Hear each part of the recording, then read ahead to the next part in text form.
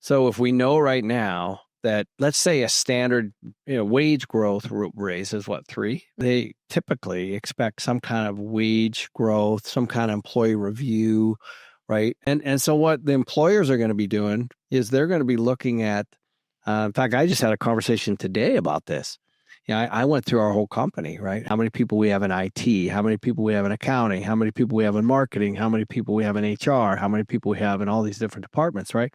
And not to eliminate at all, but just to look at what everybody's doing and to try to see how efficient are we, right? And why am I doing that? I'm doing that because our company is also feeling the pressures of the inflation and all the things that are, hitting everyone. It's not just hitting the people. So why is that important? It's important because as an employer, you're going to be faced with a decision, and that is, you have a lot of options out there with people on the market, and you also are faced with what are you paying people today and how much you increase them.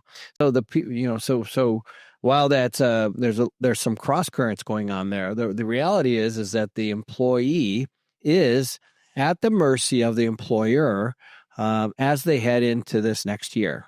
So there's all these things that go on, and the point of all of that is that the employer and the employee, this is going to be an interesting fourth quarter, because the employee has to wait kind of to see, what kind of an increase am I going to get next year? Maybe. And I guess that is kind of where I was trying to lead you, actually, is if they feel that way, if they feel like, hey, like the company's not doing as well, or, and maybe the companies are a little more transparent than others. You just don't know, but you all really are at the mercy of how that company's doing. Well, we're going to recessionary times, and we haven't for a long time. So the company might not be able to give the same raise that you're used to getting. I can't assume. So this is exactly my point. So if we know right now that, let's say, a standard wage growth raise is what, 3?